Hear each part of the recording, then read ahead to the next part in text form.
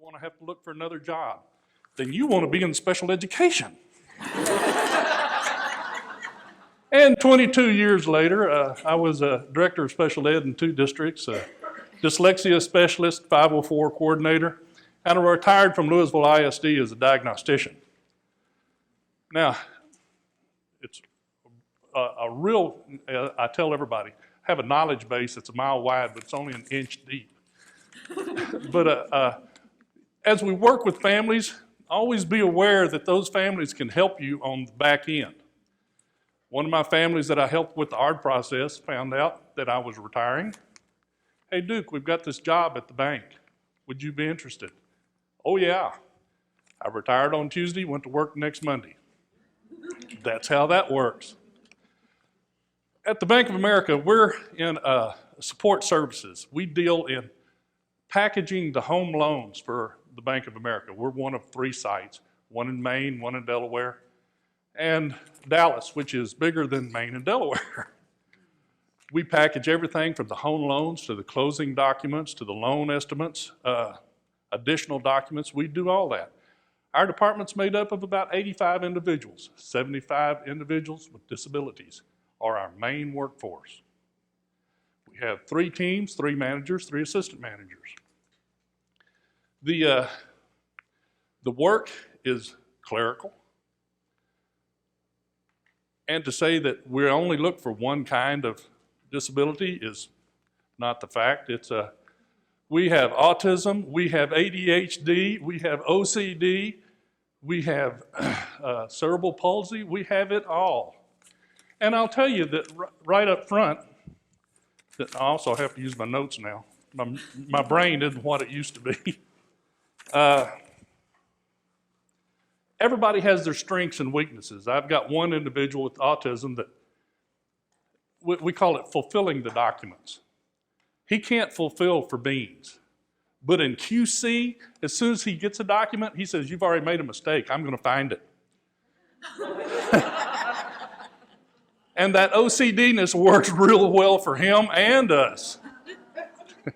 So you see where all the strengths and weaknesses come. Everybody has a niche. We know what we're basically hiring for, but as we get to individuals and we see what they can do, we kind of fine-tune as to what's going to work best for them and work for us. We have a young lady who has recently joined our team who has cerebral palsy. She's in a motorized wheelchair, and she rides the TRE every day from Fort Worth. When I interviewed her, she has a degree in graphic design. It's kind of one of those deals where cognitively she's not impacted. She's just got a bad deal on the body. I showed her everything that we were doing, and I said, "Jules, here's the deal. You're going to work with all these people out here. There's nothing wrong with your brain. What is your feelings about accepting a job and working for us?" She says, she wheeled around, she looked out, she says, "To tell you the truth, I don't see this as being competition. I see this as," that's my boss. "I don't see this as being competition. This feels like home, and I want to work here." And our teams are like that. It is home, it is warm. If one team member's hurting, they all hurt. They all feel it. And it's really been a great experience having joined the bank to do this.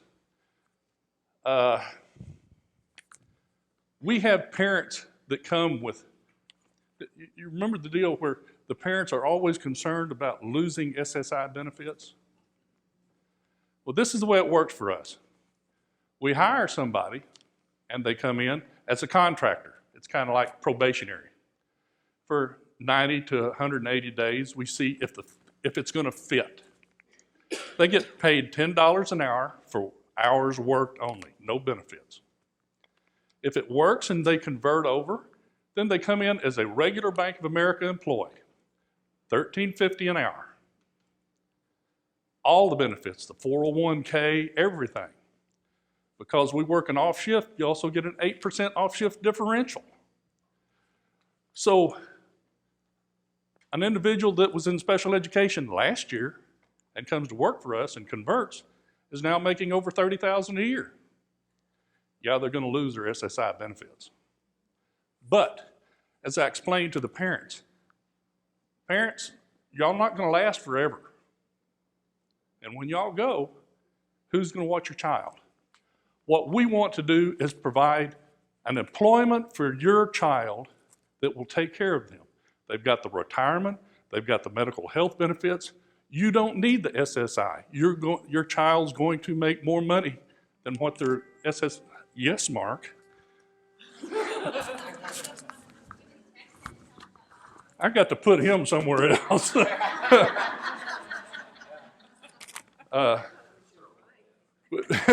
No, it's not that boss. It's the bank boss. I have found out through the years I have work wives and I have home wives and I have bosses. So that's the way that works. But we're going to pay them to where they don't need the SSI. They get the retirement. And one of the things that we help these individuals with is in our 401k, you can invest up to $2,500 a year in your 401k and the bank matches it dollar for dollar.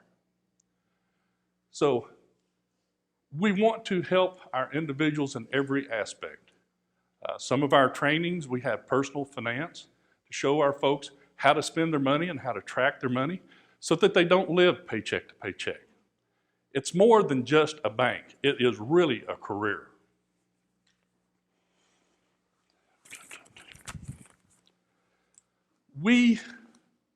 And if y'all ever decide you want a field trip, we have tours all the time through our facility. Southwest Airlines has come through and Brinks has come through trying to figure out how they can adopt our model to fit what they're doing. So there are other companies, I don't know of any that have started it yet, but there are other companies that look at what we're doing. The question comes up every time a company comes through for a tour, what are the liabilities? Well, there aren't really any. Remember, we're working with home loans. We've got credit scores. We've got all those things. They see all of that. Now I'm going to step back into my diagnostician role. There are real benefits to short-term memory deficits. And that's not to make fun, but it hasn't been an issue. You saw me set my cell phone over there. Nobody's allowed to have a cell phone on the floor because you can't take pictures. You can't send stuff. Ooh, Sandra Billups buying a house. Click. That doesn't happen. When we look at individuals with disabilities, you know how we fight Section 504 in the schools and what we've got there. We have the preceding section, Section 503, same act. We have to do the same thing. We have one whole department that is nothing but accommodations. If an individual comes in and they need an accommodation, we have one young man who has ataxia. The bank has purchased him a walker to start with. He's now in a wheelchair. But the bank has purchased that so that he can do his job. Now, these folks produce. Just my little team does between 23 and 3,000 documents a day. And I just have 20 guys. And they're doing everything from printing to scanning our documents into our electronic tracking system, to fulfilling, to QCing, to metering, getting the postage on the envelopes as we send them out. So, as we look at those transition programs, we need to think about where are these folks going to go when they leave here? We have places for them, not just at the bank, there's other places. What we need to do is, as educators, is stimulate business to create more places for our folks to go. You're certainly welcome to come see what we've got. I'm not saying we're the best. I'm not saying we're the only show in town. But you might see some idea of how we work with our individuals and how we train them and what we have to do on a daily basis. I just had an ARD at the bank in June. So we're not that far removed. I came in as the direct supervisor of this young lady, and her handicapping condition was ID. I look at that as an educational diagnosis. What she does for us doesn't reflect that. She reads, she comprehends, she does her work. She's now gone up to, she's scanning and putting control numbers on documents. She's doing a great job. In that ARD, I said, guys, she's to that point. We need to graduate her so that we can hire her. We'd have a hard time hiring somebody who's still in high school. And the ARD committee made the decision that day to graduate her. And she's coming on board as, yes. She's going on, coming from the $10 an hour to the $13.50, and she's going up to the $30,000. I've got another young lady that I hope we have an ARD for the same situation within the next month. Here's the sad part of that. Her mother's a paraprofessional for one of the school districts in special education, and the young lady's going to wind up making more than her mother. So, not a bad thing for her, and mom's really supporting, but this is another one of those where we might not be real successful in school, in the business world, that changes. Attitude means everything, and these folks have a great attitude. And I'm happy to work there, and I'm happy to serve the people that I serve. Being an educator doesn't hurt. And just for some of you who might be close to retirement, there is life after school. Now, that is basically everything that I came to tell you, and I would open it up for questions if you have any. Oh, I'm good. Oh, yes, ma'am. I have a business card that I will give you. I'll lay them out over here, and you're certainly welcome to come get them. Yes. Good question. Well, I send Sandy an email. And we get all of our applicants from agencies, and we don't ever let loose of those agencies. They stay with them forever. DARS is one of our primary contributors.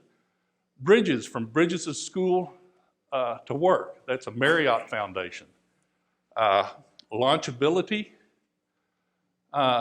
there's about 3 others, which I got the acronyms, I just can't remember who they are. But I send emails to all these people saying, these are the positions we have open, these are what we're looking for, and they start to screen their clientele. You know, you get these folks at the end of school that might have a pretty severe learning disability and just can't pass that test, but they're employable. There's a way around that test. Now, does that answer your question? Yes. DARS, we have DARS counselors everywhere. Our key contact is Paula Price, and I believe she's out of Richardson? Garland. All the other counselors send the data to Paula, and Paula sends it to us. She's our conduit.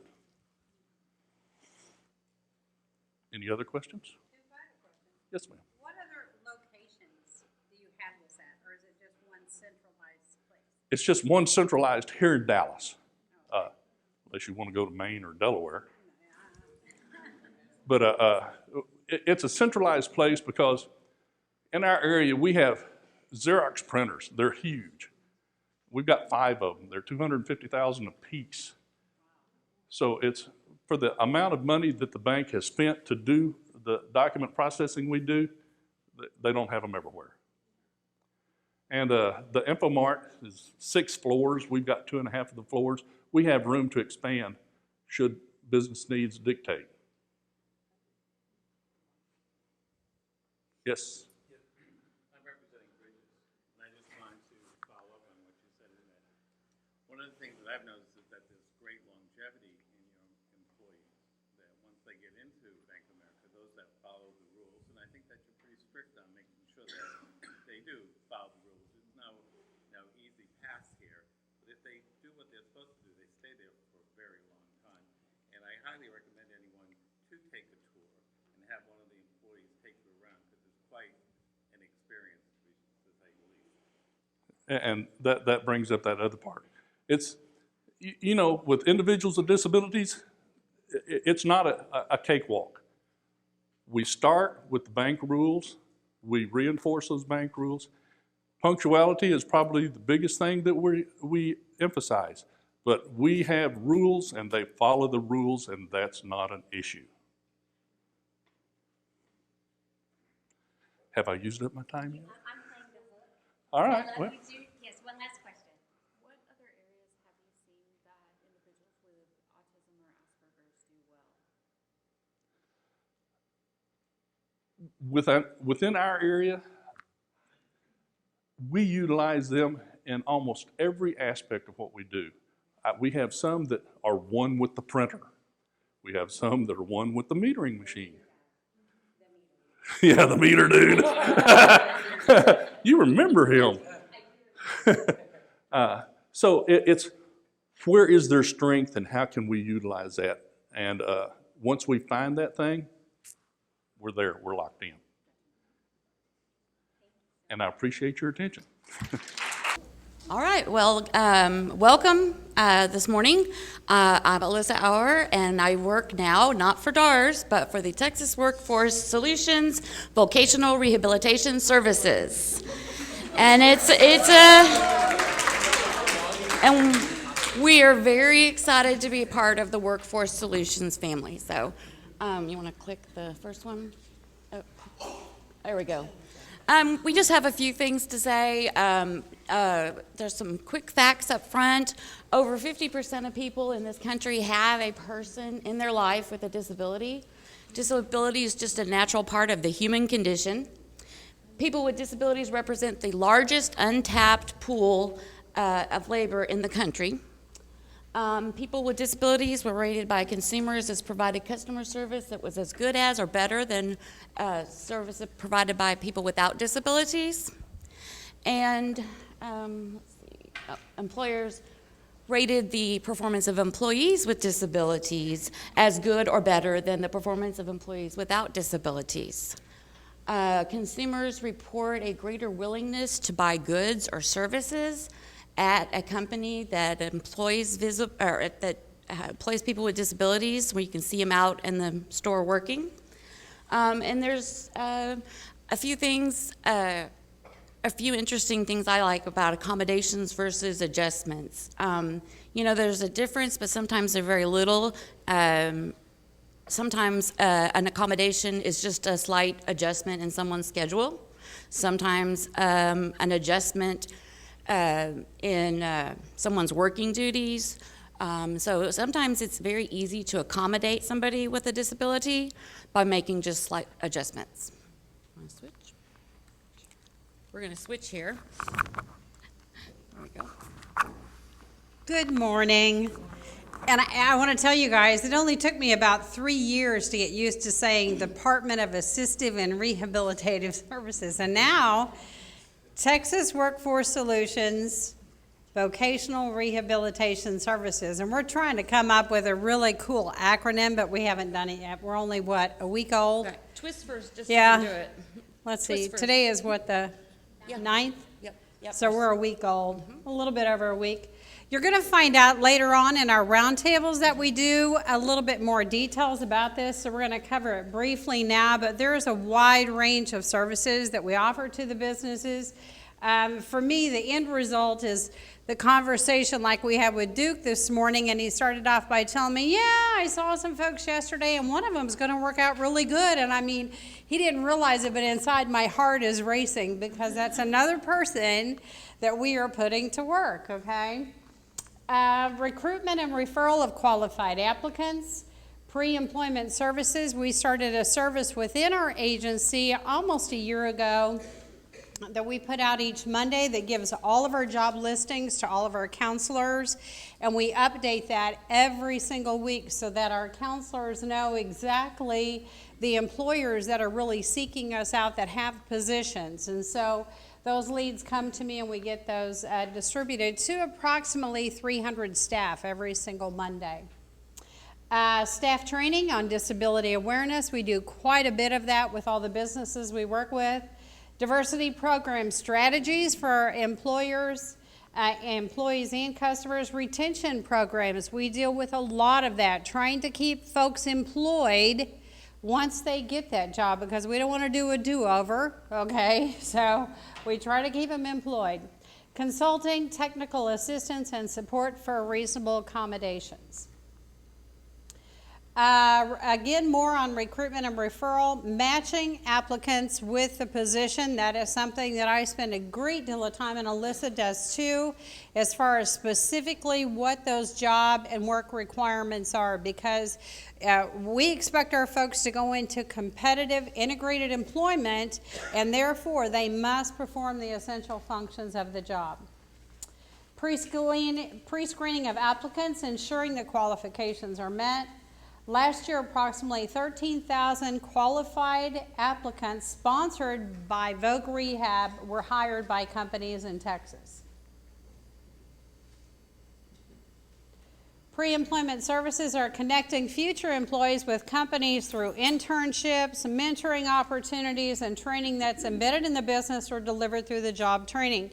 And we have all kinds of different scenarios with businesses that allow us, some of them, to bring in a job coach, and we do work experience training. There's all kinds of different things that we can do. Benefits of job retention. Recovery time is shortened and loss of physical fitness due to inactivity is averted. Full or partial wages are earned, bringing the injured employee's income closer to pre-injury wages. So we work a lot with HR folks on work comp cases to get those folks back into the work world. Retaining job skills and maintain company benefits and seniority. Less likely to experience secondary complications such as depression that may delay or complicate recovery. And those folks in HR understand exactly what I'm talking about. Typically, somebody that's off work more than about a month and a half to 2 months, that's when the depression sets in, and they're like, well, what's the point of going back to work if, nobody is going to understand my situation, things like that. Permanent disability associated with the injury is reduced and require less medical care and medication. Family and social lifestyles maintain and avoid financial difficulties. Okay, and here's our contact info. You will get it also later on when we have our roundtable, so we'll have our business cards available for you guys too. Thank you. Any questions? Anything to ask? All right. Good too. Y'all did good. Oh, yes. Yes, ma'am. About job postings that you receive, what does that look like? How do you receive your job postings? We get our job postings from other, like folks with Texas Workforce will send me job postings, but most of them come directly from businesses that say, hey Deb, I have a job and here are the essential functions of the job, here are the hours, this is the pay, here are the things that we require. Then if I haven't worked with you before, then I'm going to call you up and we're going to talk about your onboarding and the application process. Are there assessments to go through?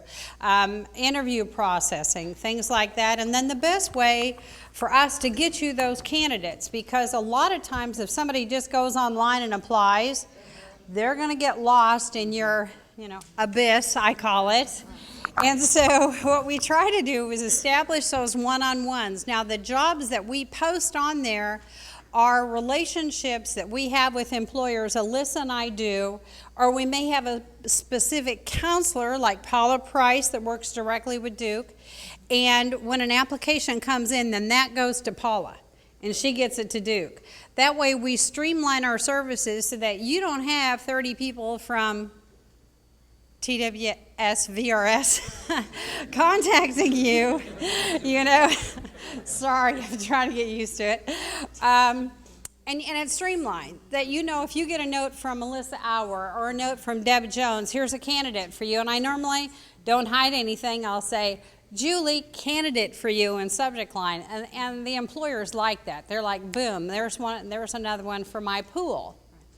And so what we try to do also, if the job is a lot more detailed, we like to go on a tour, even see the folks working, see the processes that are used, whether it be in manufacturing or distribution or data entry or a call center.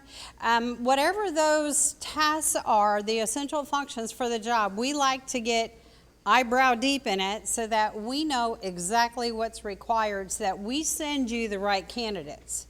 I've got an individual right now that I'm working with, and they told me his mom is real upset, and he's like, oh, I've been on 8 or 9 interviews, and they're all no's. And I'm like, okay, well, first of all, I want to interview him.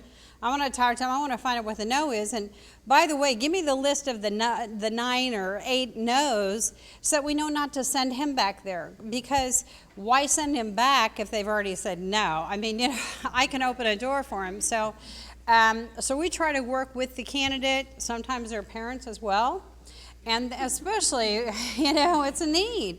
And then working with these employers so that we get them the candidates they want. That way, everybody's successful. So what is how long does it take you from that process to placement? What's the time period? Well, it depends. I mean, let's say you hand me a job today and I put it out there Monday morning and all of a sudden you have 6 candidates to pick from. It could be you're interviewing by Tuesday or Wednesday. It could be that you've got a highly technical job, and we have some of those, especially in IT. We'll have the job posted. Here are the requirements of the job, and it may take weeks to come up with a candidate that might have the skills, because we have folks from entry level all the way to 30 years of experience and their doctorate degree. So it's a wide range of candidates, wide range. Thank you. Yes, ma'am. How does this work with someone who, visually impaired, no citizenship? Oh, no citizenship. Actually, the vocational rehabilitation services, because we're government funded, we do not work with people unless they have their U.S. citizenship or their green card or are on that path to being a legal citizen. Okay, but if they had a green card, you could work with Yes, if they're able to work, then legally, then yes, we can. Mhm. Thank you. All right, thank you. Thank you. Can everybody hear me okay? Yeah, we're good. Okay, great. Lauren Pierce, Workforce Solutions, Greater Dallas. So just to let you guys know, you're going to hear Workforce Solutions for what was DARS and now, okay, not the same thing, okay? So it's a little confusing. Everybody's going to be confused for quite a while, but just to let you know, Workforce Solutions, Greater Dallas is a little bit something separate, okay? So different services that we tend to offer. TWC ends up being our overall boss for everybody, but just the breakdown throughout the state and what we do is just a little bit different. So I have a lot of people when they come up to me all the time, ooh, my unemployment benefits, what can you tell me about that? I have no idea, okay? I don't do anything with unemployment benefits. The Workforce Solutions, Greater Dallas offices, we don't do anything with unemployment benefits. So I want you to clear your minds of that right now, because that's the thing that everybody thinks of when they think of that Workforce Solutions Center is unemployment. That's not it. We are the employment office. Okay? Unemployment is teleserve now. It's all call centers throughout the state. There's no actual office that you can go into. If you walk into one of our Workforce Solutions offices, we're going to say, there's the computer, you can apply online, or you can call these numbers. And we're going to give you a list of 800 numbers to try. Okay? We don't work with that. I can't tell you anything about your claim. I can't tell you any of those kinds of things. You got to call. Okay? Our component and the reason that we are in place is to help with employment. Okay? So keep that in mind. Workforce Solutions Greater Dallas, employment. Okay? So what we do is we're assisting job seekers. So whether it's someone who calls in and they need assistance, maybe a quick little thing over the phone, some explanations about things, they walk into our centers, we're going to assist the job seeker. Okay? Part of our other entity that we work with is employers. So we have a whole business services department that works with all of our locations. So they do a lot with employers in the local areas. We have regular hiring events and things like that. So we have those two customers. We have our job seekers and we have our employers in the areas. That's who we work with, okay? So we do have, we had 8 centers, we're down to 7, okay? So we have Town Market, which was on Buckner. Some of you may know that location. It is temporarily closed, just looking for a new office for us. So we're just a little dispersed at the moment. But anybody who was going to the Town Market Center, or if that's their closest location, is welcome to visit any of our other centers. People can be assigned to any of these locations based on their zip code. So when they register with workintexas.com, and I'll tell you about that as well, you're assigned to a center based on your zip code of where you live. Does not mean that you have to go to that particular office. I am out of the Preston at Alpha location over by the old Valley View Mall, Galleria Mall, okay? I have people that come from that North Dallas area. We serve people from Plano. I get people from Richardson, Garland, Carrollton, Farmers Branch. And even those people like on the Carrollton Farmers Branch side, because their zip code is over there, they're actually supposed to be assigned to Irving, but they come see me. So it does not matter. Wherever you want to go, you can attend those services.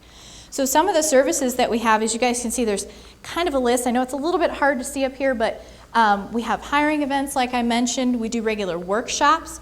So we have things, again, for job seekers. When you're coming in, our workshops are there for employment purposes. Resume writing, interviewing, social media, LinkedIn. We also have workshops on Microsoft.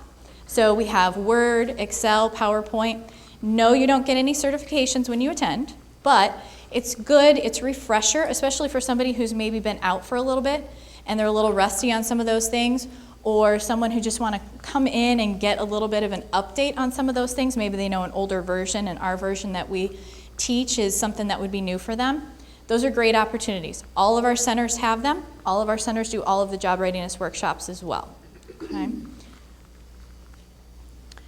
So particularly we call those workshops that are geared directly towards the job readiness, so the resume writing and all of those things. Those are called our RISE workshops. So if you see those, any of the centers, you can get different schedules and flyers from them. Okay, so receiving innovative skills for employment. That's what RISE stands for. We want to focus on getting people back to work. Each center has its own calendar, so you want to make sure whichever center you're going to, you want to identify what that calendar schedule is. It's going to be different for each one. You also want to make sure that you're checking for hiring events on those calendars as well. Each center has their own schedule. Preston and Alpha one, usually we do it every other Thursday. So some of the other centers, they have one, I know at Southwest, they do every single Wednesday. Opportunity Center on Malcolm X, they do theirs every Thursday. So it just depends on the center.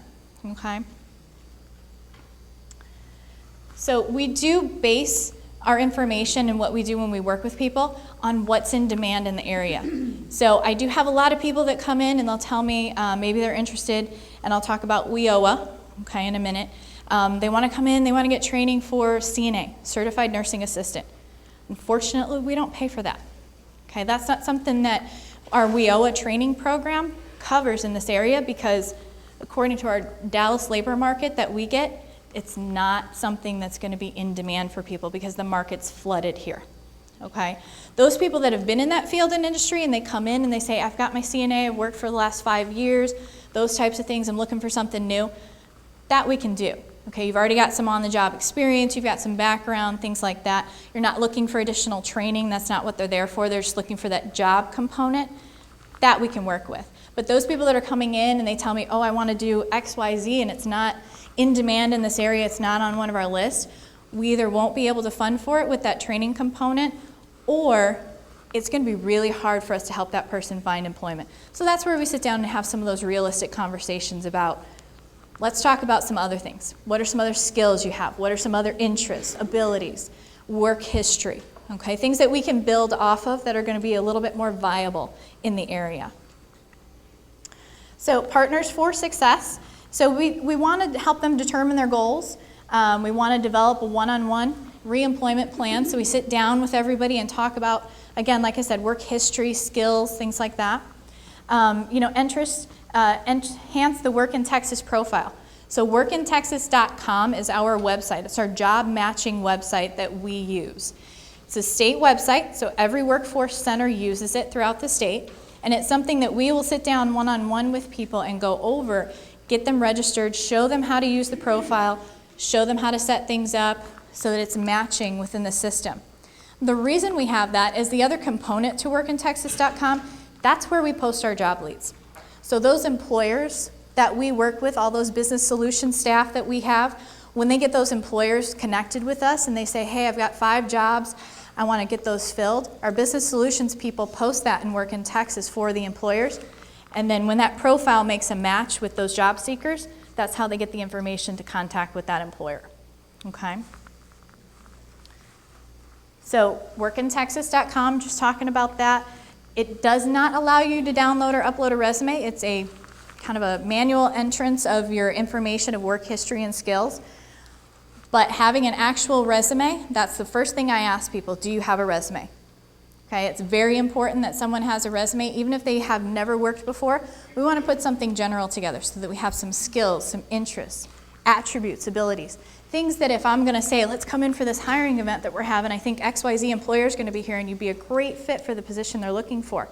If you don't have something to present to them, they might be saying, oh, okay, great, thanks for meeting with me, and then they move on.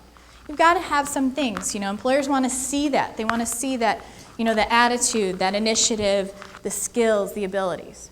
Okay? So resume is very, very important. Certainly expanding connections, and we have some of the workshops on social media, the LinkedIn, things of that nature. We do go over that in a couple of those workshops, how you can help yourself by utilizing some of these tools in your job search. Finding employers, finding them on Twitter, connecting with them on LinkedIn. Things like that are actually ways that you can research and gain leverage to your knowledge base of the employer that you may have an interest in. And we go over that and try and help people connect with that. We also have veterans assistants. So we have a veterans representative in each workforce office. So if you've got someone who is a vet and they need job search assistance, send them to the workforce office. We have assistants there for them. Okay, so we're going to do all the same things every center, and then we're also going to get them with a vet rep. Okay, they have connections too that sometimes we don't have, but we end up working with them as well to develop those business connections with local employers. We also have an AARP program. So for those individuals that are 50 plus, they can come in and participate. Again, same services, but this program works with us at a few of our centers, and what you can actually do is you can register with the AARP program, and then you come in and you participate in an individualized job readiness program. I want to say it's like 3 to 4 week sessions. You come in once a week, and they have a specialized workshop that you participate in for about 3 hours throughout that day. All the information, everything that you're getting throughout that workshop is geared towards individuals 50 plus. Okay? So they get all the other stuff, but then this is specific to that population. How to work on a resume for someone a little bit older, things like that. How would they interview with someone and kind of deal with skills, and how we talk about them being seasoned or experienced. Okay, so this is something that we do offer, and we work with the AARP program. We also have an AEL program, so for those people with a need for GED, maybe ESL, things of that nature as well. We work with a lot of the community colleges. This program's kind of in flux right now. We're kind of reorganizing a little bit, but certainly if you have those people that are interested in that, let us know as well. So the WIOA, Workforce Innovation Opportunity Act, you guys probably have heard of that. That's the one that I was referring to about the training component. So if we have people that need, maybe they're seeing every time I apply for these jobs, it says that I need a certain type of certification and I don't have it. That might be something to consider. We want, this is what it's in place for. It's a federal grant that we work with. It's issued to us, so it's not like anybody has to pay it back.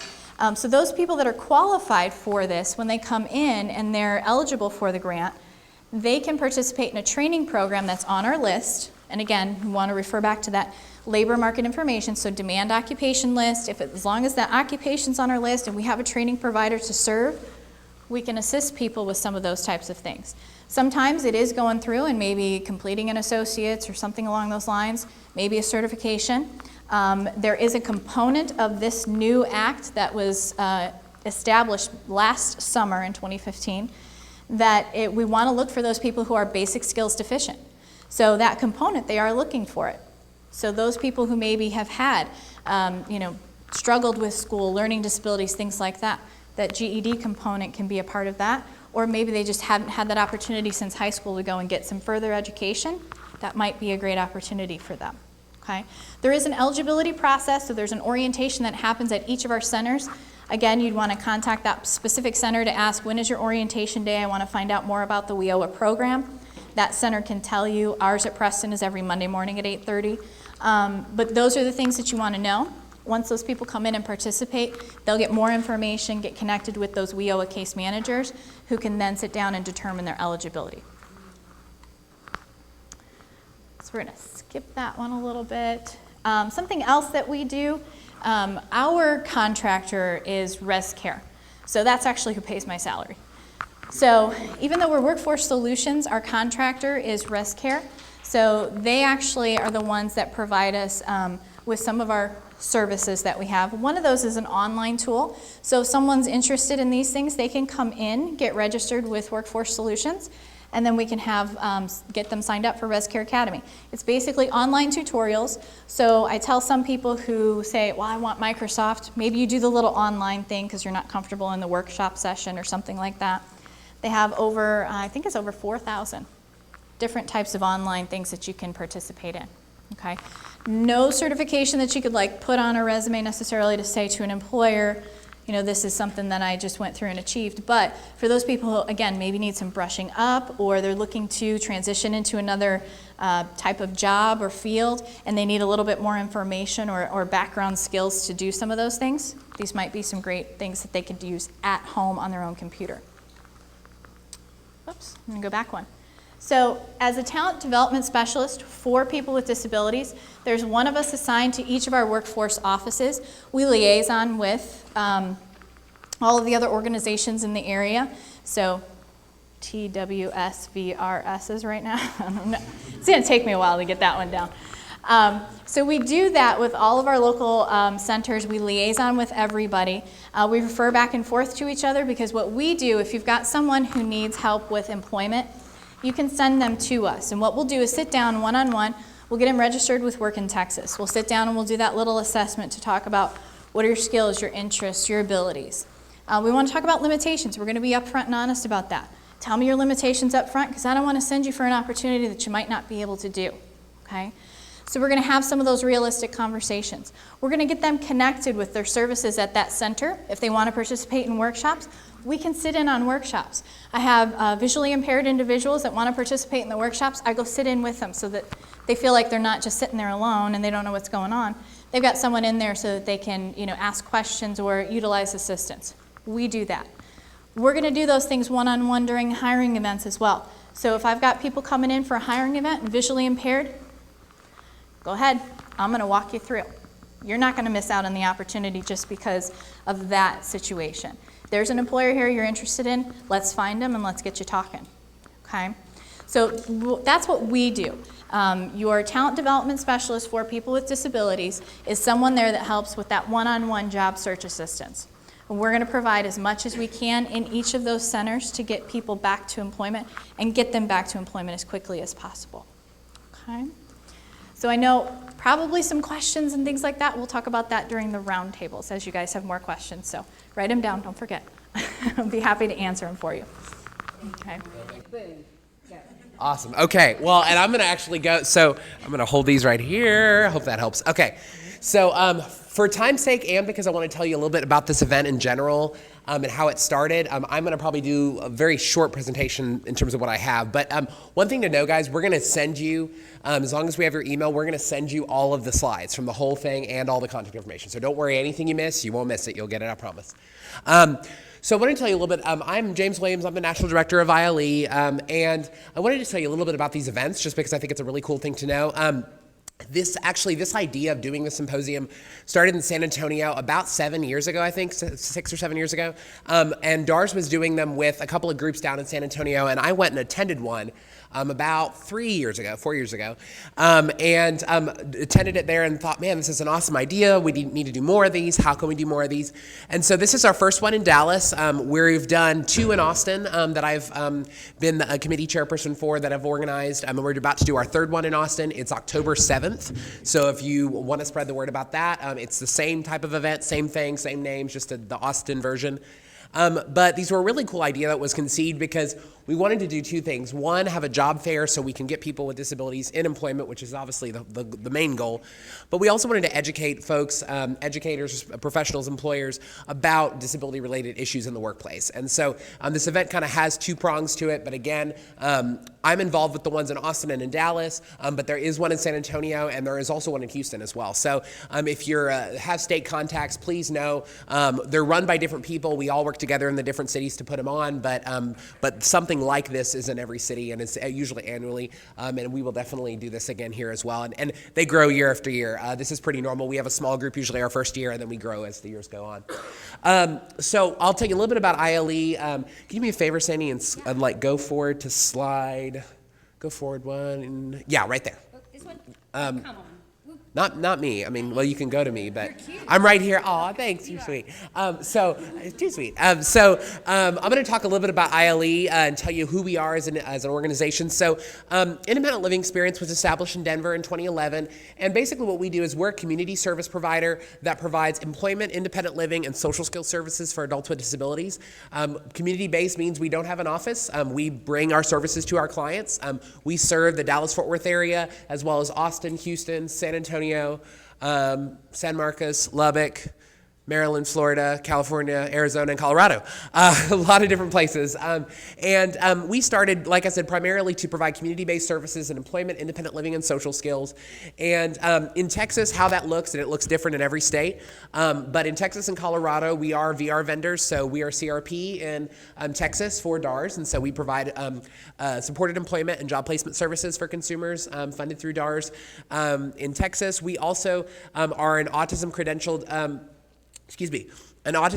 getting over a cold, which is awful, an autism credentialed service provider that does ASD support services, which are really cool. So we actually do a vocational social skills group for individuals with disabilities designed to give them a lot of those basic skills they need to be successful in a job. So we do everything from resume writing, designing cover letters, working with other employees, understanding the chain of command. There's a huge list of things we do in our groups. They're 2 hours a week for 15 weeks, and that's something that's also funded through DARS. So we do a lot of cool services. I'll tell you more about those services when we do our roundtable, just for time's sake, but that's the gist of what we do. And again, I'm the national director, but I have some amazing staff, obviously, in all my local areas that provide services. Yeah, that's the basics there. If you want to go on to the next one. This is just an example of the different skills we address. And part of what we do working with individuals with disabilities is we connect them to employers. We help them find jobs. So we're always kind of doing, and by the way, whether we're getting funded through DARS or it's private pay, we're always working with our employers to try to connect our clients to good jobs and things like that in the different cities. We can go on. And there you are. And there I am. So my contact information is there. You're always welcome to reach out to me. If you'd love to participate in this event next year, let us know. Everybody who's participated this year, again, you'll be notified for our next one. And we really hope you guys enjoy the rest of your time. And yeah, that's all I have to say. I'm going to hand it over. Not yet. So I wanted to thank Region 10 for hosting this event. I know Sandy for a long time, as well as the organizing committee and James for organizing its first annual, as I've witnessed several ahead symposium and job fairs in Austin and in San Antonio. I'm honored and proud to be here as I represent the Texas Governor's Committee on People with Disabilities here in North Texas, along with a friend who also represents North Texas from Fort Worth. Her name is Heather Griffith.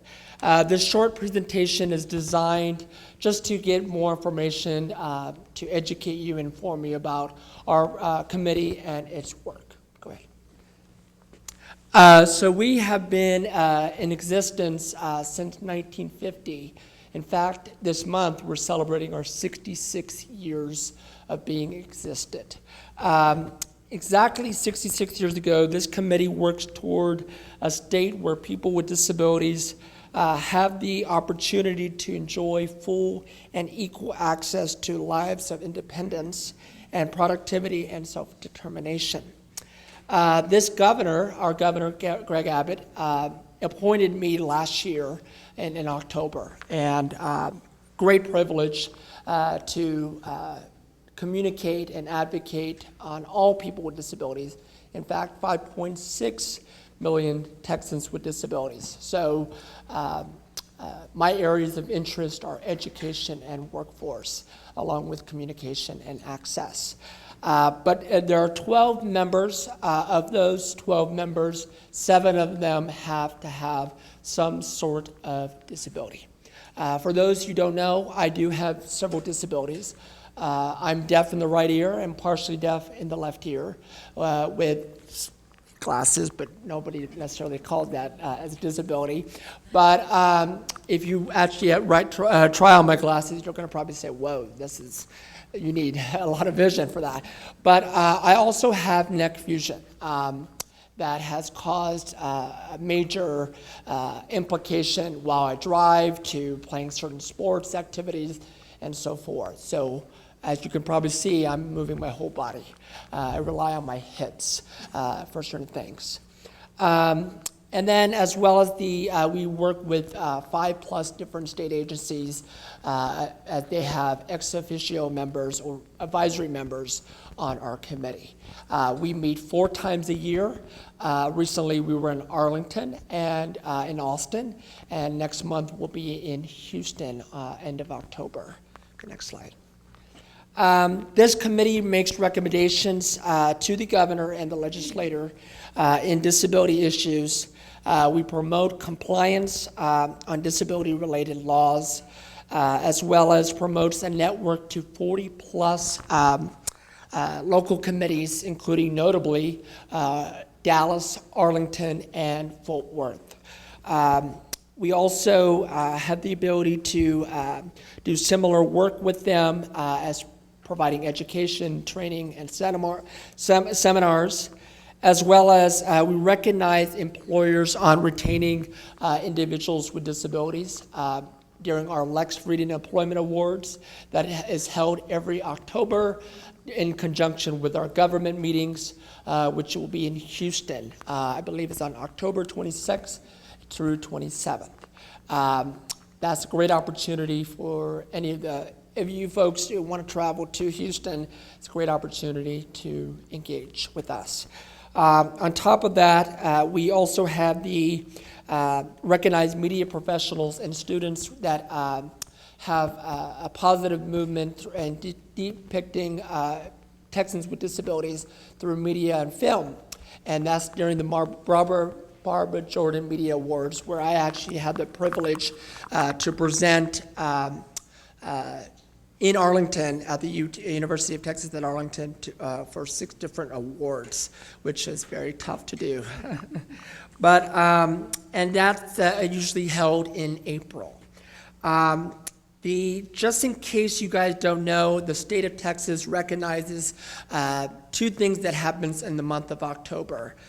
We also we recognize, basically, it is Persons with Disabilities History and Awareness Month that was passed during the 82nd legislature, as well as we recognize basically the October is National Disability Employment Awareness Month, where there's a lot of events happening, not only in the local communities, local providers, as well as job fairs and et cetera. So great timing of this.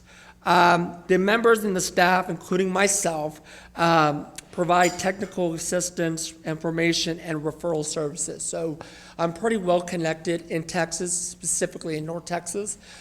So I can always be that referral source guy to you, to dedicated providers and service providers or organizations and employers, whether it may be on education and workforce and so forth.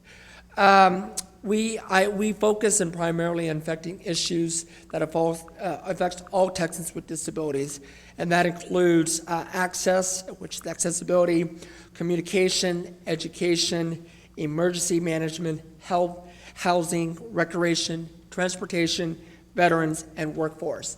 And by the way, that's 10 important daily issues that affect everyday Texans with disabilities, and in which, with the last 2 meetings, I proposed 3 new disability-related laws to be passed, sort of proposed recommendations with the governor, in which all 3, the governor has suggested to create work groups. One most notably which is getting a lot of popularity, is to start recognizing disability-owned businesses under State Hub as well as DBE. So I'm on that committee. I'm actually flying a lot to Austin and really educating and learning, understanding, and all the different ways on how we can incorporate that for the state of Texas, as well as myself, a disability-owned business. And I also, before I go, I want to let you all know, while I'm passionate in this field, I am a person living the disability. My drive and my focus is for each and every one of you to feel empowered, but also with that empowerment is through education and awareness and understanding that my information that I give you, I care about transparency. I care about being providing information that is valuable to you and to the people you get to work with every day. So thank you. If you have any questions, feel free to come talk to me. I'd be happy to assist in any way possible. Thank you. OFCCP, how many of you all have heard of our agency by show of hands? Good, I don't have to drill down too deep. So just to give you an overview of who we are one of the oldest civil rights agency around. We just turned 50 in 2014. We've been in existence for over 50 years. Also, we are responsible for covering 3 laws. Those 3 laws are Executive Order 11246, which deals with discrimination based on race, color, religion, national origin, sex, sexual orientation, and gender. And also Section 503 of the Rehabilitation Act, and along with the, I have to look at this because it's a long name, Vietnam Era Veterans Readjustment Act of 1974, better known as VEVRA, and I will be using that. Some of what we do, we are responsible for conducting compliance evaluation. Those of you who receive government funding state that your hiring practices will be a level playing field for all job seekers to be able to competitively compete for employment within your particular organizations. Also, we conduct complaints. We do complaints, and they can be individual complaints or group complaints based on the 3 laws that I shared with you that we are responsible for enforcing. Also, we provide technical assistance. I will provide a point of contact at the end of my presentation in case you have additional questions or any questions throughout your process we're dealing with. How many of you all work with the affirmative action program for your organization, putting it together? Okay, quite a few. And also we engage in outreach and education. That's part of what we do. Is not, I like to share with folks that we're not a aha, I got you agency. We, we're not the IRS looking for folks that's doing bad things. We like to go out and give outreach as well, just to let folks know about the laws and also let job seekers know about their rights as well. The main point of my presentation today is to talk about outreach and positive recruitment efforts.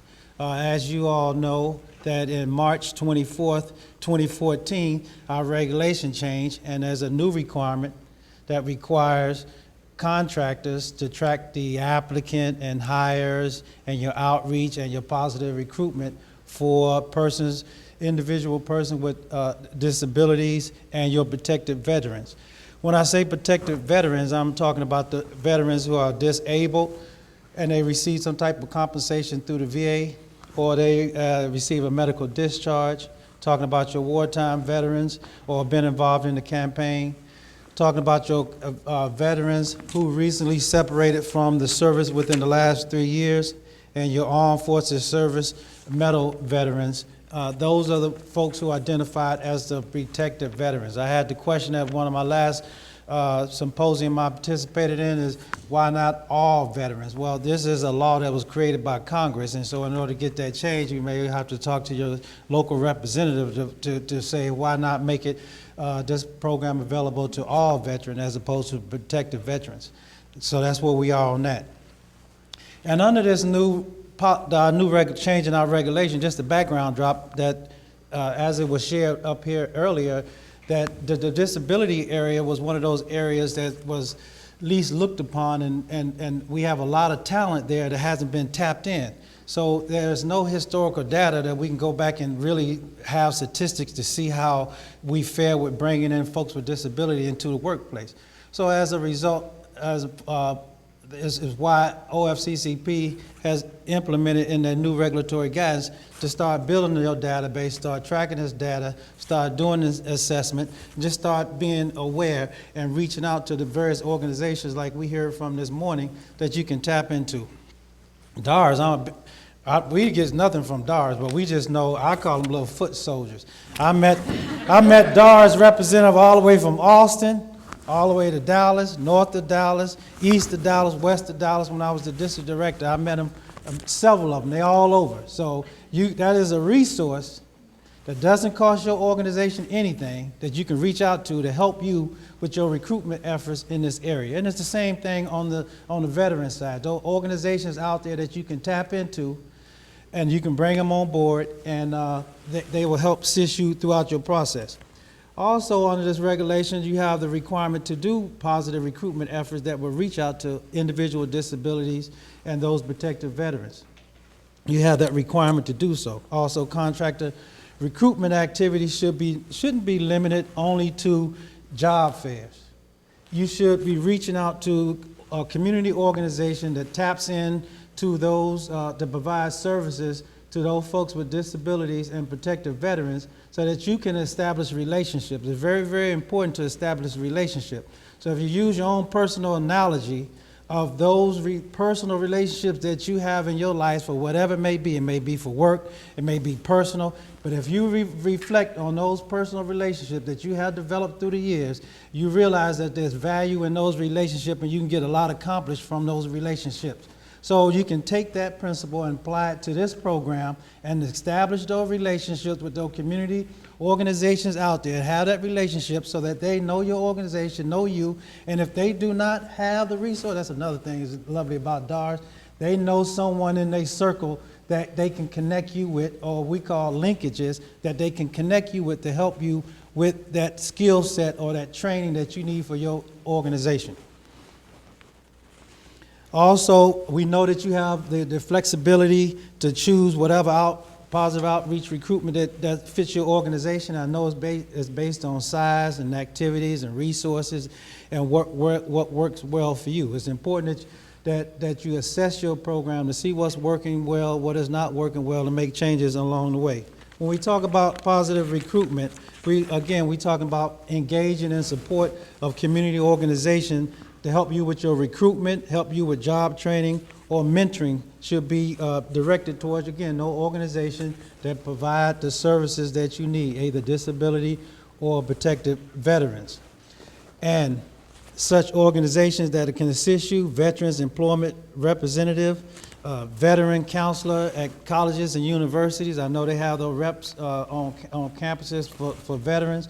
And also, if you're talking about disability, there'd be an organization like DARS or another one that we've been involved with Citizen and Development Centers.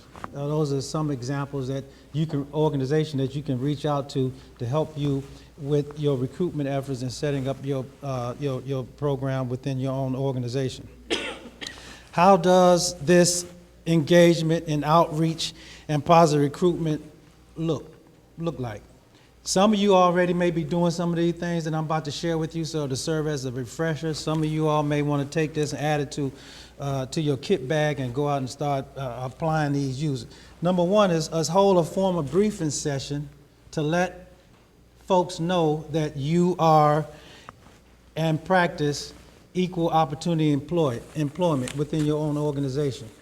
Another helpful thing is to tell what your company does. Let them know the type of type of jobs that are available, excuse me, in your workplace, and the type of openings that you have in your workplace. Also, you want to conduct facility tours. Let the folks from the community organizations see your work environment. Take them through, show them the different type of jobs, tasks that takes place in your organization. And also solicit their input and ideas, because they can give you ideas. As a matter of fact, they can even come and do an assessment for you for free and help you identify and create jobs within your organization that a person with a disability may be a good fit for. No cost to you.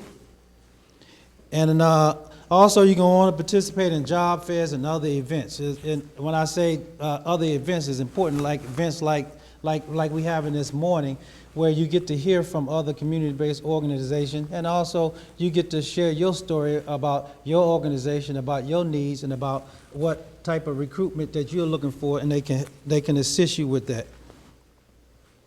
Also, you can participate in work-study programs with colleges and internships, and this can lead to long-term career paths for those individuals that you can bring on into your organization. Also, it's important that you provide feedback. If one of the organizations gives you a referral, well, they need your feedback on what went well, what didn't go so well, so that they can make adjustments. So it's a relationship, you working together.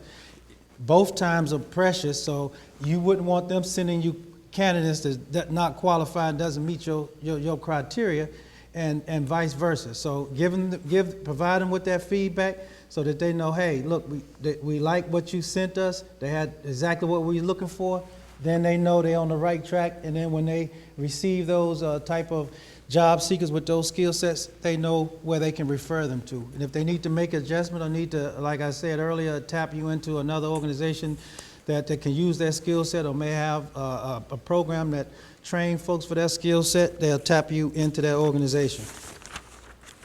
All right, in closing, there's other requirements too. You always have to assess your program and document everything. That's a big key. You have to have the documentation to show your efforts in recruitment for the 503 and veteran program. The new program, the new regulation requires an annual review of these programs. And when you do these programs and you're doing your assessments, you have to do it annually. And when OFCCP takes a look at that program, we are the ones who are determining whether or not you putting forth an effort or not. We moving away from good faith effort, and we're moving towards positive recruitment, because your effort should be yielding you some form of return on your investment. Because I'm sure on the operation side of your organization, if they're not getting a return on their investment, some changes are being made. There's an action plan in place. And if they don't see anything, something will be done drastically to gain that end result. So apply the same principle on your side. If you see something that isn't working, try something new, try something different. Have that conversation with the community-based organization. Lastly, the documentation requires you to maintain your records for 3 years. Again, like I shared early on in my presentation, is that we did not have historical data. We're in the process of building this historical data so that you can look for trends and analysis of what worked, what doesn't work, where you need to plug into. Lastly, when in 2014, and I won't say lastly again because it's my second time saying it. In 2014, right. In 2014, when the program came out, it was a phase-in period. So 2018, all federal contractors have to be in compliance with the part of the outreach and recruitment efforts. So we already in 2016, so we have 2 years remaining for you have to be in full compliance. And also, as part of my current job, what I do now, I'm the Director of Outreach and Education. I conduct quality audits, and I have been looking at quality audits and looking at some of the contractors' plans as they've been bringing it in. And I can tell you right now there's some adjustment needs to be made, because what I'm reviewing, and I know we're still in the early stages, is not really giving me an action plan of what you plan on doing in order to reach reach your goals. All I'm getting is regurgitating of what the regulation said we should do, or what this, that, and the other. And so we're looking for more than that. We're looking for action-oriented plans about what it is you trying to, your relationships, your referrals, how many referrals you receive, how many of them turned into jobs, and what markets you want to tap into, or what new relationships you're trying to establish. Those are the types of things that we will be looking for. I shared with you that I will provide you with contact information. The Dallas District Office contact number is 972-850-2650. I say again, 972-850-2650. And the website that you can use as a reference is www.dol.gov/OFCCP. Are there any questions? All right, thank you.